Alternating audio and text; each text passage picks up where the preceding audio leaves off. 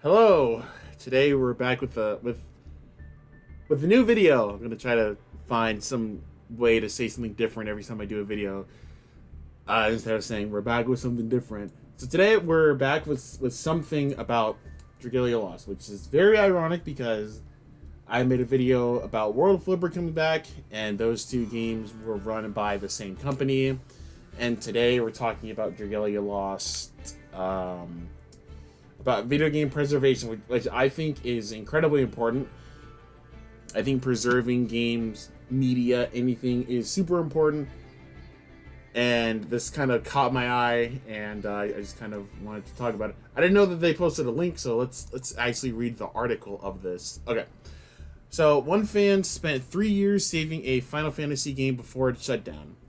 It took 3 years, 2 terabytes of Jesus Christ, and over 100 hours of cutscenes to preserve the city of Final Fantasy Opera Omnia. So, the city of Final Fantasy Opera Omnia was a game that has been around for a really long time. It shut down last month, and a fan spent a lot of time saving the game, which is very good. I'm glad that there are people who are trying to preserve video games and stuff. Very good. Kind of warmed my heart. February 29th was the last day of service for Dissidia Final Fantasy Opera Omnia, a mobile game based on Square Enix's Final Fantasy fighting game series. It's an RPG game, not a fighting game. Since launching in the US in 2018, the game has amassed over 170 characters across 30 years of Final Fantasy history. Scattered throughout the 4 acts composed of multiple chapters and side stories representing hundreds of hours of a game that can no longer be played. Though Opera Omnia is officially gone, one person has shouldered the task to ensure that the game hasn't completely disappeared. There goes a tweet, shut down February 9th, 2024. On June 6, 2021, I began to work towards my goal of recording and rendering every Dissidia Final Fantasy Opera Omnia cutscene and uploading them to YouTube, wrote Hotik, a video editor and self-described video game enthusiast, and now, 7 hours from the end of service, I've reached the end of this massive project. Hotog played through the entirety of Opera Omnia, recording everything the game had to offer more than simply capturing raw footage. Hotog ensured the cutscenes he preserved featured characters with their canon weapons and battle scenes that weren't populated with random characters. An effort that added a significant amount of time to the project because it required watching every cutscene twice. With the battle scenes, I also wanted to ensure that they matched the story and weren't just full of a random party of characters, Hatak says in an interview with The Verge. So I'd watched through them once, made a note of any characters who spoke, and then referenced the scene directly before or after to determine which character should fight and where they should be positioned. The result was 2 terabytes of data worth over 100 hours collected on and off for over 3 years. I assume this is his video. Hatog explains that he arrived late to the Final Fantasy series and that Opera Omnia was the only mobile game that really stuck for him. I can relate to that. The game had a lot of mechanical depth and fun design, and it was fairly easy to build the characters you wanted, he says. Very true. Very true. The reason why Dissidia was such a goated with the sauce, it was because it was easy to build characters you really wanted to play. Like, you didn't have to build every single character in the game. You could. Some characters were better than others, but if you built certain characters up, you got all their stuff, you would have been fine. But there are some people who wanted to make every character, build every character, so you didn't have to, but yeah. The gameplay combined with the ambitious story are what elated the game beyond the typical mobile gacha game. Opera Omnia reached across Final Fantasy history, crafting stories that offered greater insights into characters and their motivations, like Lightning from Final Fantasy, whatever Roman numeral that is. Lightning Returns is heavily focused on doing side quests, and they take that and explore what it is about her that drives her to help people, Hatak says.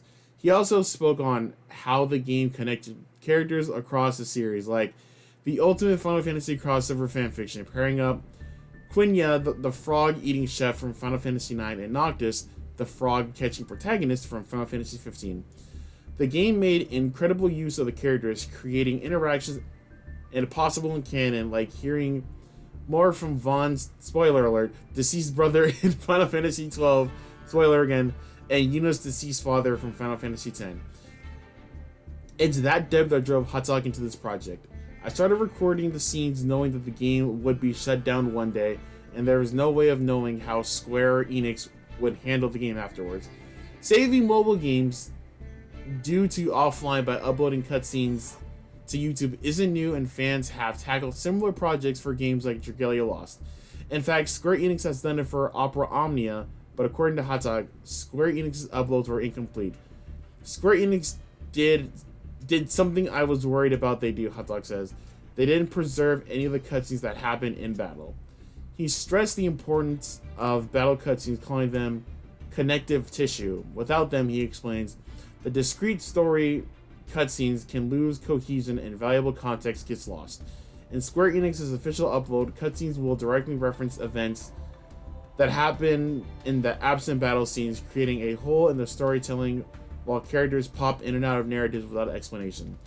In one example, one of Sephiroth's side stories features him teaming up with Ultimisia, the villain from Final Fantasy whatever Roman numeral that is. But without the battle scene to bridge one cutscene to the next, he just appears.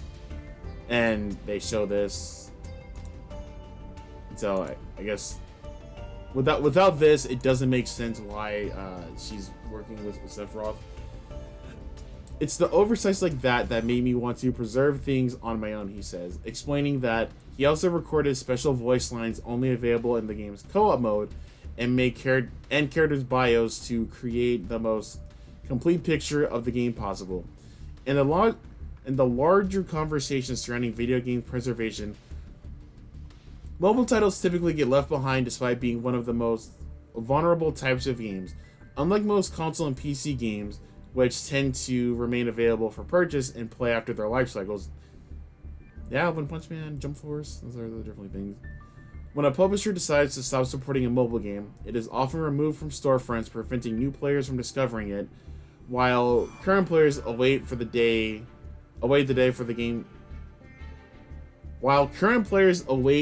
the game vanishes from their devices entirely. These shutdowns impact games of all sizes, even bigger publishers in the industry. Flappy Bird became an overnight mobile sensation, racking up a lot of money in a day in ad revenue at the height of its popularity before the creator, Dung Nguyen, removing it from mobile storefronts in 2018. Epic Games took down the Infinity Blade games, and in 2022, Nintendo shut down Dragalia Lost. More recently, EA said that it would sunset some of its licensed games, including Kim Kardashian. We don't care. With studios being unavailable or unwilling to preserve their own works, the responsibility has come down to the fans to keep these projects alive, and in some form, Hatak had never done preservation project like this before, but he says the prospect of Opera Omnia just disappearing spurred him into action. The fact that the game would one day be unplayable made me sad, because there would be no chance of people giving it a shot and seeing something cool done with their favorite characters. This is a good read, actually. This is really good. This is a really good read. So I definitely do agree that game preservation is important. I really do wish, I said this a million times, I just wish that when a publisher decides to stop supporting mobile games, they just offline it. It should be that easy to do, unless it costs money to do it. But I don't think so, because you're not supporting it. You're not pushing out updates anymore. It's basically just a game that's just there. So I don't know why companies don't do that. It would make a lot of things more easier, because it is true that once a game shuts down, it's gone, unless there are people who bring it back to life. But with the majority of gacha games, once it's gone, it's gone. People may have recordings of it, and screenshots, but that's it. Like no new player could try to play Dissidia or the other games that have shut down anymore because they're gone. They're Thanos out of existence. And it's unfortunate that a lot of these things happen with a lot of games. Since I can remember so many games that I used to play when I was a little bit younger, and that you can't play them no more. Like even going back to the whole Flappy Bird thing. Like, I remember when Flappy Bird got taken down, and people would sell, because I think you can still play Flappy Bird, like, but it has to be on an older phone. It can't be any current phones.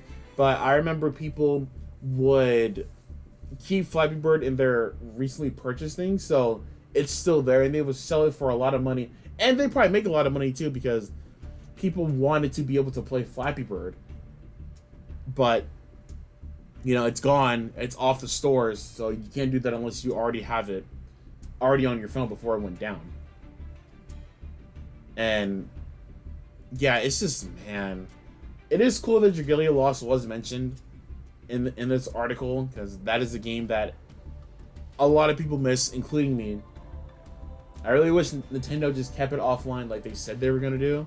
I still don't know why they pulled the plug, but I guess for whatever reason, you know, it costs too much, or they didn't see a reason to keep it offline, even though it wasn't the biggest money maker, but it was definitely a really good mobile game. So I think that's it for this video. I didn't realize that there was an article about this. I just saw Dragalia reference, and I wanted to talk about, I guess, preservation.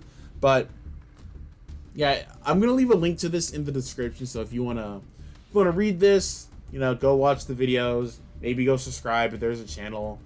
And what are your thoughts on people going through the effort of preserving games so that at least people can experience them, not play them, but at least experience what the game was about?